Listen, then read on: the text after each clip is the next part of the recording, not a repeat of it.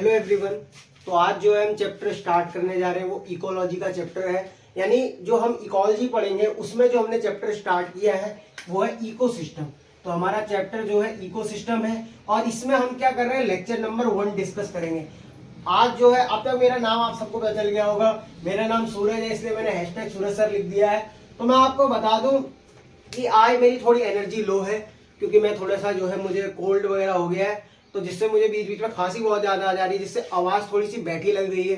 पर मजा उतना ही आएगा, हम पूरे अच्छे से पढ़ेंगे। और अब जो मैंने नीट 2024 भी लिख दिया है, ये जो चैप्टर है ये किसके लिए है, नीट 2024 के लिए है। तो हमारी जो सीरीज चलेगी अब वो चलेगी दंगल सीरीज करके।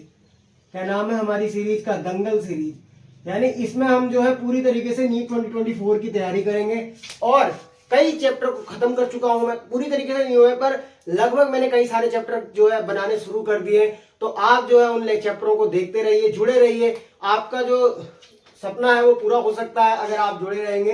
तो अब क्या कह रहा है, आज जो हम चैप्टर स्टार्ट कर रहे हैं वो इकोसिस्टम है। इकोसिस्टम में हम जो पहले टॉपिक्स टू बी कवर्ड है, यानी जो हम चैप्टर में टॉपिक को कवर करेंगे उसके बारे में जान लेते हैं। पहले तो हम इंट्रोडक्शन पढ़ेंगे, यानी टाइप ऑफ इकोसिस्टम के बारे में पढ़ेंगे और प्राइमरी प्रोडक्टिविटी के बारे में पढ़ेंगे।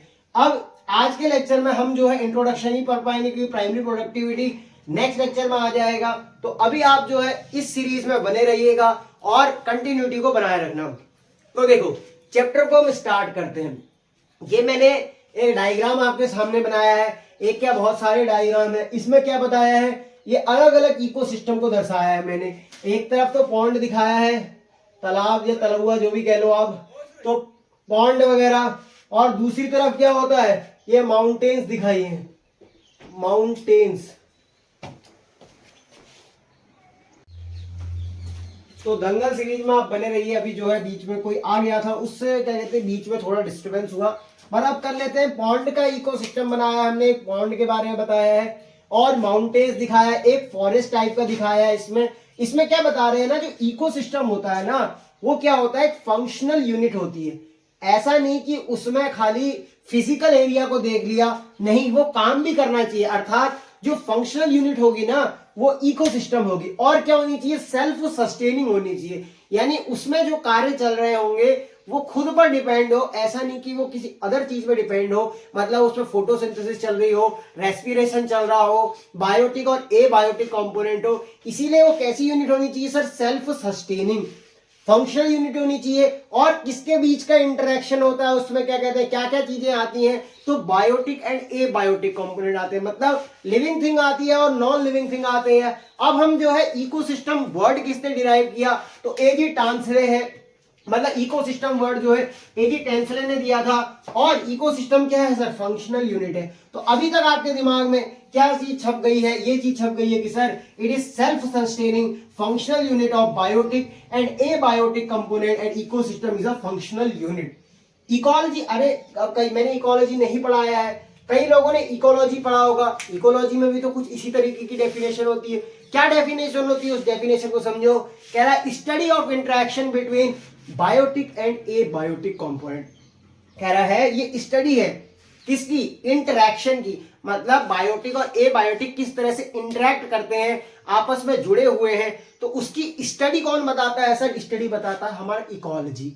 तो डिफरेंस क्या हुआ, देखो इसमें भी बायोटिक और एबायोटिक कंपोनेंट आ रहे हैं और इकोसिस्टम में भी बायोटिक एबायोटिक कंपोनेंट आ रहे हैं। डिफरेंस क्या है, देखो डिफरेंस ये है कि इकोलॉजी क्या है, एक स्टडी है किसकी बीच की, बायोटिक और एक बायोटिक कंपोनेंट के बीच पे। यानी इकोलॉजी के अंदर हम इकोसिस्टम पढ़ सकते हैं पर इकोसिस्टम के अंदर इकोलॉजी नहीं पढ़ सकते हैं। तो आपके दिमाग में क्या सेट है सर, ये बहुत अच्छे तरीके से पता चला कि इकोलॉजी क्या है, study of interaction between biotic and abiotic component. अब मैनी साइंटिस्ट का क्या मानना है, देखो मैं जो पढ़ा रहा हूं ये सेम एनसीईआरटी में, मेरे नोट्स आपको एनसीईआरटी से बाहर के नहीं मिलेंगे क्योंकि हमें जो क्या करना है, कवर करना है किसको, एनसीईआरटी को। एनसीईआरटी हमको पूरी तरीके से आनी चाहिए। ऐसा नहीं कि मैं बाहर का कुछ भी पढ़ा दूं, आपको पढ़ने में मजा आ रहा है कि अरे कुछ नई चीज बता दी, पर उस नई चीज का फायदा क्या, वो नई चीज का फायदा क्या, क्योंकि वो चीज तो पेपर में आएगी नहीं। देखो जिम्मेदारी पूरी बनती है कि एनसीईआरटी हो, तो मैंने एनसीईआरटी की लाइनें भी लिखी है। तो मैनी साइंटिस्ट क्या कहते हैं, एंटायर बायोस्फीयर, यानी जो पूरी पृथ्वी है वो क्या है सर, पूरी पृथ्वी एक क्या है, इकोसिस्टम है जिसको ग्लोबल इकोसिस्टम बोला है। तो आपको पता होना चाहिए कि entire biosphere as a global ecosystem. अब क्या पूरी धरती को हम आसानी से पढ़ सकते हैं? क्या पूरी जो धरती है उसको मैं एक बार में पढ़ सकता हूं? नहीं पढ़ सकता हूं सर। प्रॉब्लम है। क्या प्रॉब्लम है कि अब इतने बड़े बायोस्फीयर को पढ़ना या पूरे अर्थ के बारे में एक ही इकोसिस्टम में रख देना परेशानी हो जाएगी। इसीलिए इकोसिस्टम का जो क्लासिफिकेशन है, यानी इकोसिस्टम को डिवाइड किया है एक तो टेरेस्ट्रियल इकोसिस्टम में और एक्वेटिक इकोसिस्टम में। टेरेस्ट्रियल इकोसिस्टम में क्या क्या आते हैं? डेजर्ट आता है, फॉरेस्ट आता है, ग्रासलैंड आता है, यानी जो भी चीज है टेरेस्ट्रियल में आएगी वो टेरेस्ट्रियल इकोसिस्टम कहलाएगी। और एक्वेटिक में आ सकता है, पॉन्ड आ सकता है, लेक आ सकता है, ओशियन आ सकता है, स्टरीज आ सकती हैं, तो ये किस में आएंगी सर? एक्वेटिक इकोसिस्टम में आएंगी। समझ में आ गया? अब इकोसिस्टम छोटे से लेकर धरती तक, यानी पूरी धरती तक बड़ा हो सकता है। मतलब एक कप ले लो, इस कप में क्या है? इकोसिस्टम एक कप भी हो सकता है और पूरी धरती भी हो सकती है। मान लो एक कप मैंने छत में रख दिया छत में, मजा आ रहा है, बारिश हो रही है, उसमें कुछ पानी आया, मतलब इसमें देखो ये पानी चला गया, अब ये पानी भर गया इसमें। अब क्या होगा कि मान लो अब ये मैंने ऐसे छत पे रखा हुआ है इस कप को, इस कप में क्या हुआ?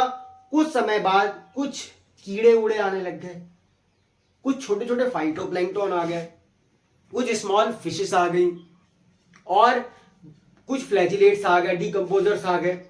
तो इस छोटे से यूनिट में जिसमें पानी भरा हुआ है ना, इसमें सारी चीजें हो रही है, मतलब फोटोसिंथेसिस भी हो रही है, रेस्पिरेशन भी हो रही है, तो एक सेल्फ सस्टेनिंग यूनिट बन गया। मतलब ये अपने में कंप्लीट इकोसिस्टम है। तो इकोसिस्टम एक छोटे से लेकर एंटायर बायोस्फीयर भी हो सकता है, यानी धरती भी हो सकती है। तो अब मैंने इकोसिस्टम को आपको बहुत अच्छी तरीके से एक्सप्लेन किया है। इकोसिस्टम ऐसा नहीं कि खाली यही चीज देख लिया, फ्लावर देख लिए, नहीं। इकोसिस्टम जो है एक छोटी यूनिट से लेके एंटायर बायोस्फीयर तक हो सकता है। तो आपको इकोसिस्टम के मतलब पता चल गया। इकोसिस्टम क्या है? एक सेल्फ सस्टेनिंग यूनिट है between biotic and abiotic component. Ecology क्या है? स्टडी ऑफ इंटरेक्शन है between biotic and abiotic. Many scientist ने एंटायर बायोस्फीयर को क्या बताया है? एक ग्लोबल इकोसिस्टम बताया। पूरी अर्थ को एक संग पढ़ पाना बड़ा ही मुश्किल है, इसलिए इकोसिस्टम को डिवाइड किया है कि इसमें टेरेस्ट्रियल और एक्वेटिक में। तो आपको पूछा जाए टेरेस्ट्रियल में डेजर्ट आता है, फॉरेस्ट आता है और ग्रासलैंड आता है, बट वही बात कर ले एक्वेटिक में पॉन्ड, लेक, ओशियन आते हैं। अब मैं आपको एक एग्जांपल ऑफ इकोसिस्टम देता हूं। तो एक एग्जांपल में क्या होता है ना, देखो कंपोनेंट होते हैं, ठीक है। कंपोनेंट में क्या होगा? बायोटिक और एबायोटिक होंगे। तो बायोटिक कंपोनेंट देख लेते हैं, एबायोटिक कंपोनेंट देख लेते हैं। तो एबायोटिक कंपोनेंट क्या होता है? मैंने एक पॉन्ड का इकोसिस्टम ले रखा है। पॉन्ड बोले तो तालाब। अब इस तालाब में क्या क्या हो सकता है? वाटर हो सकता है, मतलब एबायोटिक। मिनरल्स हो सकते हैं उसमें, ऑक्सीजन एबायोटिक, लाइट पेनिट्रेट कितनी करती है वो, और सीजन्स, ये भी नॉन लिविंग थिंग। तो ये एबायोटिक कंपोनेंट हो गए। अब बायोटिक की बात करें तो एल्गी, सिंगल सेल एल्गी जो फाइटोप्लैंक्टन हो सकती है, जू प्लैंक्टन हो सकती है, फिश हो सकती है। और बायोटिक में क्या हो सकते हैं सर? डीकंपोजर्स भी हो सकते हैं, यानी डीकंपोज होगा तो बैक्टीरिया हो सकता है, फंजाई हो सकता है, फ्लैजिलेट्स हो सकता है। अब मैं आपसे कहूं, मान लो दिल्ली है। दिल्ली क्या है? एक एरिया है, फिजिकल रूप से वो एक एरिया है, पर इकोलॉजी क्या होता है? एरिया नहीं, उसमें फंक्शनल यूनिट भी होती है। जैसे मैंने आपसे कहा दिल्ली एक फंक्शनल यूनिट है, ठीक है। अगर दिल्ली का आदमी कहीं बाहर काम कर रहा है तो क्या उसको दिल्ली कहेंगे? नहीं कहेंगे।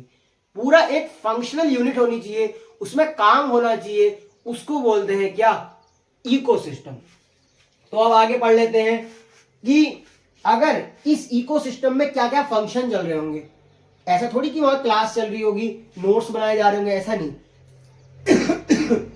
तो इस पॉन्ड में, तालाब में क्या क्या फंक्शनल सिस्टम हो रहा होगा इकोसिस्टम के अंदर में, क्योंकि ये एक इकोसिस्टम है। तो आइए फंक्शंस इन इकोसिस्टम पढ़ लेते हैं। और पहला है आपके सामने प्राइमरी प्रोडक्टिविटी, दूसरा है डीकॉम्पोजिशन, तीसरा है एनर्जी फ्लो, चौथा है न्यूट्रिएंट साइक्लिंग। अब इसका मतलब क्या है? देखो, प्राइमरी प्रोडक्टिविटी का क्या मतलब है? आपने जब फोटोसिंथेसिस पढ़ा होगा उसमें क्या पढ़ा होगा, यानी प्लांट फिजियोलॉजी में जो प्लांट अपना फूड बनाता है तो फोटोसिंथेसिस की प्रोसेस करता है। पर यहाँ पे इकोलॉजी में या इकोसिस्टम में क्या होता है, इसको बोलते हैं प्राइमरी प्रोडक्टिविटी, यानी कि प्लांट कितना खाना बना रहा है, यानी ग्रुप होगा। ऐसा नहीं कि ये प्राइमरी प्रोडक्टिविटी एक प्लांट की होगी, ये पूरे ग्रुप की होगी उसमें, तो प्राइमरी प्रोडक्टिविटी हो गया। डीकॉम्पोजिशन चल रहा होगा, यानी कई चीजें इसमें टूट रही होंगी, बिखर रही होंगी, उसके बाद होगा डीकॉम्पोजिशन हो रहा होगा। और क्या हो रहा होगा, एनर्जी फ्लो हो रहा होगा, यानी फूड चेन फूड वेब भी चल रही होगी। क्योंकि एनर्जी फ्लो कैसे होती है sir, food chain food web के थ्रू होती है। तो इस चैप्टर में हम फूड चेन के बारे में पढ़ेंगे, फूड वेब के बारे में पढ़ेंगे, तो आपको इस लेक्चर में बने रहना है। इसके भी 4 से 5 लेक्चर आएंगे, और लेक्चर जो है छोटे छोटे आएंगे, ऐसा नहीं कि बहुत बड़ा दे दूंगा, वन शॉट में खत्म कर दूंगा, ऐसा नहीं है। आपके दिमाग में सारे कॉन्सेप्ट फिट हो जाएंगे। उसके बाद किसी इकोसिस्टम के फीचर पढ़ लेते हैं, यानी इकोसिस्टम में क्या क्या फीचर होते हैं। तो पहला है स्ट्रक्चरल कंपोनेंट, यानी उसका स्ट्रक्चर किस पर डिपेंड करता है, तो स्ट्रक्चर कंपोनेंट डिपेंड करता है बायोटिक एंड एबायोटिक फैक्टर के ऊपर। मजा आ रहा है तो कमेंट भी करना यार, ऐसा नहीं कि क्लास को बोरिंग रखें। अब कई लोग मुझसे कहते हैं कि तुम वैसे तो बहुत इंजॉय करते हो, मतलब बाहर जो है, पर लेक्चर में फनी वे में क्यों नहीं पढ़ाते, मतलब पढ़ा थोड़ा सीरियस टाइप का रहते हो। देखो मैं फनी वे ला सकता हूँ, उससे क्या होगा, आपको नुकसान होगा, क्योंकि जब आपका सिलेक्शन नहीं होगा तो यही फनी वे जो आपके मोमेंट है ये क्या हो जाएंगे, एक बैड जो यादें होती हैं वो बन के रह जाएंगे। तो ऐसा ना हो, क्योंकि मैं अगर अपनी बात करने पे आ जाऊं तो बहुत बात कर सकता हूं, ऐसा नहीं फिर क्या है, ये सब छोड़ो और बात करना शुरू कर देते हैं, पर उस बात करने से क्या होगा, नुकसान होगा। तो बात ना करके आगे बढ़ते हैं। वैसे भी मुझे आज थोड़ा सा जुकाम हुआ है, तो स्ट्रक्चरल कंपोनेंट क्या होता है, बायोटिक एंड एबायोटिक कंपोनेंट का होता है। अगर आपसे पूछे फंक्शनल कंपोनेंट क्या होता है, कि उसमें फंक्शन क्या काम कर रहे होते हैं, तो प्रोडक्टिविटी होता है, डीकॉम्पोजिशन होता है, एनर्जी फ्लो होता है, यानी कि उसमें फूड चेन फूड वेब चल रही होगी, और न्यूट्रिएंट साइक्लिंग चल रही होगी। अब इसमें एक पॉइंट काफी इंपॉर्टेंट है स्ट्रैटिफिकेशन के ऊपर। नीट 2021 में जो पीवाईक्यू आया था वो डायरेक्ट इसी डेफिनेशन के ऊपर आ गया था, कि स्ट्रैटिफिकेशन की डेफिनेशन पूछी थी उसमें, और ऑप्शन दिया था स्ट्रैटिफिकेशन, तो उसका आंसर जो है आपको किस तरह से करना है। अच्छा देखो, किसी भी इकोसिस्टम में क्या होगा, स्पीशीज होंगी। क्या होंगी सर, स्पीशीज होंगी। मतलब इकोसिस्टम में अगर कोई सेल्फ सस्टेनिंग यूनिट है तो उसमें बहुत सारी स्पीशीज होंगी, ये तो आप मानते हैं, बिल्कुल मानते हैं। तो उन स्पीशीज का वर्टिकल डिस्ट्रीब्यूशन, यानी ऊपर की तरफ बढ़ता हुआ एक यूनिट, यानी vertical distribution of different species occupying different level. मतलब उनका एक लेवल सेट है कि उस लेवल पे वो स्पीशीज पाई जाएगी, उस लेवल पे वो स्पीशीज पाई जाएगी, तो इसको बोलते हैं स्ट्रैटिफिकेशन। तो आपको स्ट्रैटिफिकेशन का मतलब समझ आया, कह रहा है vertical distribution of different species occupying different levels is called stratification. तो आपको मैंने स्ट्रैटिफिकेशन अच्छे से बताया।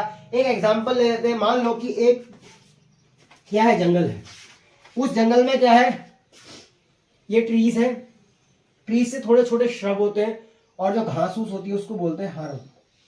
मतलब जो घास धूप वूप टाइप की होगी उसको बोलेंगे हर्ब, उससे थोड़े बड़े प्लांट को बोलेंगे श्रब, उससे बड़े प्लांट को बोलेंगे ट्री। तो मतलब कि अब क्या समझना है, इस एरिया में क्या होगा सर, ट्री होगा। यानी अगर मैं आपसे पूछूं इस एरिया में आपको क्या मिलेंगे, ट्री देखने को मिलेंगे। उससे नीचे आओ तो श्रब देखने को मिलेंगे, उससे नीचे आओ तो हर्ब देखने मिलेंगे। यानी कि इस नीचे से बढ़ते हुए ऊपर के क्रम में, यानी वर्टिकल डिस्ट्रीब्यूशन हो रहा है किसका, डिफरेंट स्पीशीज का, और वो क्या कर रहे हैं, ऑक्यूपाई कर रहे हैं डिफरेंट लेवल। तो इसको बोला स्ट्रैटिफिकेशन। नीट 2021 का पीवाईक्यू डायरेक्ट मिलेगा आपको। तो आज के लेक्चर में इतना ही पढ़ेंगे। अब मैंने जो पढ़ाया क्या एनसीईआरटी से मैच कर रहा है, नहीं कर रहा है, आइए अपनी एनसीईआरटी खोलिए।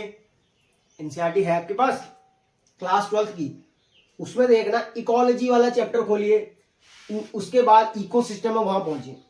तो इकोसिस्टम वर्ड किसने दिया था, एजी ट्रांसलेट ने, पर ये बुक में नहीं दिया है, तो आप छोड़ भी सकते हैं, पहले एनसीईआरटी पढ़ते हैं। देखो एनसीईआरटी क्या कह रहा है, any ecosystem can be visualize as a functional unit of nature. मतलब कि एक इकोसिस्टम को हम इस तरह विजुअलाइज कर सकते हैं कि ये क्या है, फंक्शनल यूनिट किसका है, नेचर का। Where living organism interact among themselves and with surrounding physical environment. तो मैंने बता दिया था कि वो इंटरेक्शन टाइप का होता है, यानी इकोलॉजी के अंदर हम इकोसिस्टम को पढ़ सकते हैं। तो आपको समझ में आया होगा, ये वेरी करता है ग्रेटली इन साइज। एक एग्जांपल दिया था, छोटे से जग से लेके ये कहा इंटायर बायोस्फीयर तक वेरी कर सकता है, ठीक है। तो एनसीईआरटी में क्या लिखा है, वेरीज ग्रेटली इन साइज, यानी ये बहुत ज्यादा वेरी करता है साइज में, फ्रॉम अ स्मॉल पॉन्ड, एक छोटे से तालाब से लेकर, ठीक है, एग्जाम्पल भी मैंने बुक के अनुसार दिया, टू अ बायोस्फीयर या लार्ज फॉरेस्ट, ठीक है। मैनी साइंटिस्ट या ecologist regarded the entire biosphere is a global ecosystem. तो ये लाइन भी कवर हुई।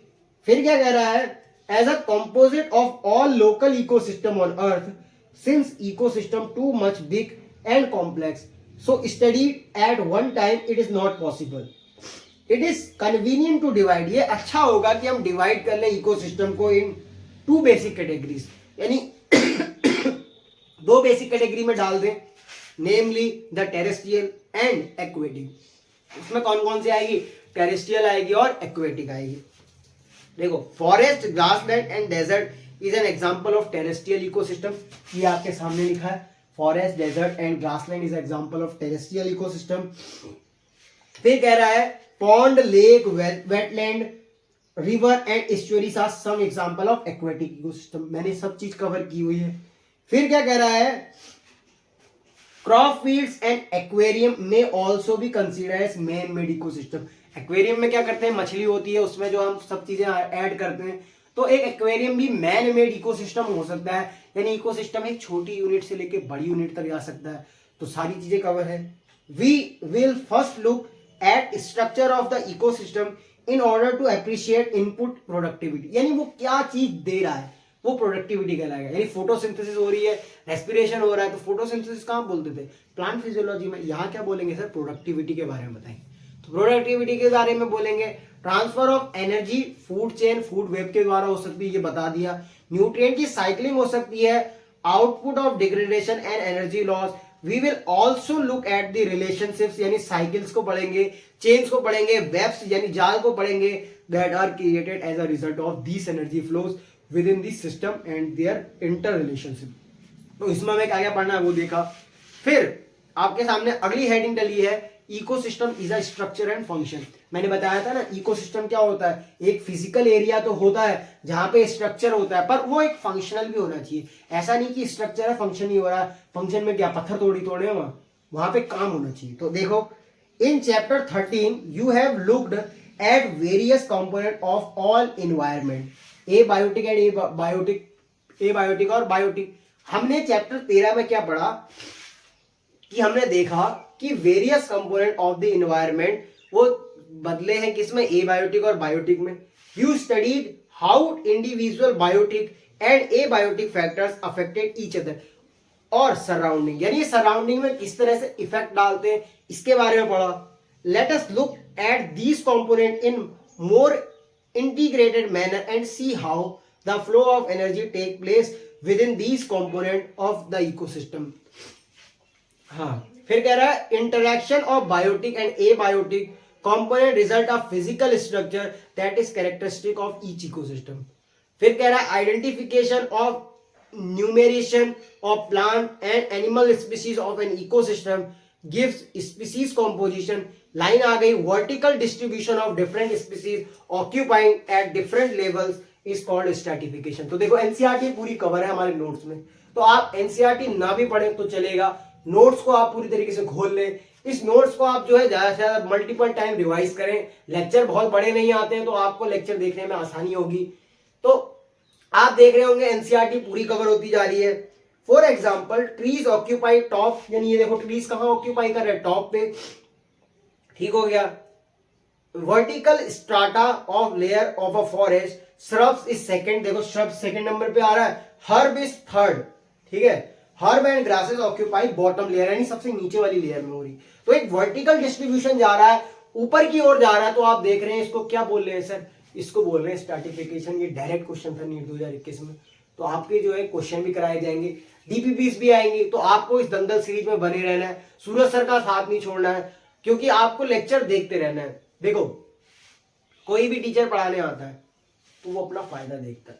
क्या फायदा है सर, क्या मैं आपसे पैसे ले रहा हूँ, नहीं ले रहा हूँ, पर आप मेरा लेक्चर देखेंगे, ठीक है, लेक्चर देखेंगे, उससे क्या होगा, व्यूज बढ़ेंगे।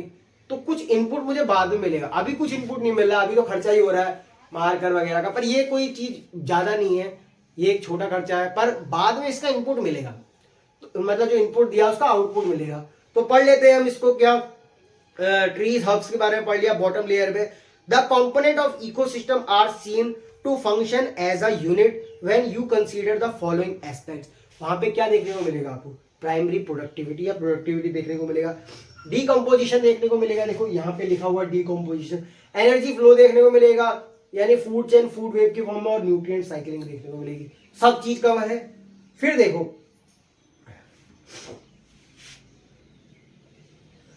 हाँ, to understand the ethos aquatic ecosystem let us take a small pond and example यहाँ पे ले रखा है।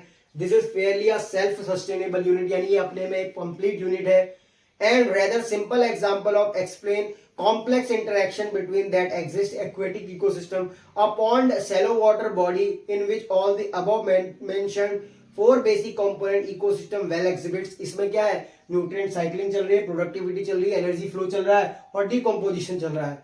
फिर तो फोर बेसिक कंपोनेंट एग्जिबिट कर रहे हैं। The abiotic component is water यानी ए बायोटिक कंपोनेंट में क्या है, वाटर है, मिनरल्स हैं, और कह रहा है with dissolved inorganic and organic substance reach soil deposit bottom of the pond यानी यहाँ पे क्या सॉइल होगी पॉन्ड के नीचे वाले हिस्से में। The solar input the cycle temperature day length यानी उसमें डे लेंथ कितना है, पेनिट्रेट ऑफ लाइट कितनी है, climate condition regular rate of the function is entire pond. The autotrophic components include the phytoplankton, देखो फाइटोप्लैंक्टन लिखा है इसमें, और क्या लिखा है, सम एल्गी भी लिखा है, floating submerged marginal plants found in edges। the consumers are represented as zooplankton, देखो zooplankton क्या होते हैं, consumers होते हैं, मैंने लिख दिया यहाँ पे। for free swimming bottom dwelling forms the decomposers are fungi है, बैक्टीरिया है और फ्लैजिलेट्स होते हैं स्पेशली, ठीक है। तो ये सब चीज कवर है।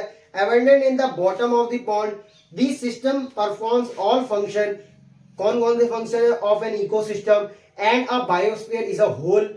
It is conversion of inorganic into organic material with the help of radiant energy of the sun by autotrophs। फिर यही चीजें जो है इसमें दी हुई हैं। तो आज के लेक्चर में इतना ही पढ़ेंगे, आपसे नेक्स्ट लेक्चर में मुलाकात होगी जो लेक्चर 2 होगा। तो आपको जो इकोलॉजी में मजा आ रहा होगा, इकोसिस्टम मैंने शुरू किया है उसमें इकोलॉजी वाला चैप्टर भी आएगा उसमें, क्योंकि अभी क्या हुआ है कि एनसीईआरटी का पैटर्न चेंज हुआ है, तो पढ़ना पड़ेगा एनसीईआरटी में क्या चीजें अलग आई हैं या नई एनसीईआरटी में कुछ अलग तो नहीं है, तो क्या क्या चीजें हटाई गई हैं, तो वो सब देखना पड़ेगा। तो अभी जो है इकोसिस्टम को नहीं हटाया तो आप उसको देख सकते हैं। और ये इकोसिस्टम सिर्फ ऐसा ही नहीं कि नीट में भी काम आता है, ये जो है लैब असिस्टेंट के पेपर में भी काम आएगा, अदर वेरियस एग्जाम होते हैं उसमें भी काम आएगा। और आप अगर पीएमटी देंगे, एआईपीएमटी, डीपीएमटी, अलग अलग पीएमटी देंगे तो उनमें भी ये क्वेश्चंस आते हैं। तो एक आप ऐसा ही ना सोचे कि ये नीट में ही आएगा, ये हर स्टेट एग्जाम में भी आता है। तो आप जो है इसी तरीके से जुड़े रहिएगा। थैंक यू, बाय बाय, बने रहिएगा, ऑल द वेरी बेस्ट। तो एनर्जी थोड़ी सी लो थी पर पढ़ा दिया, लेक्चर खत्म, बाय।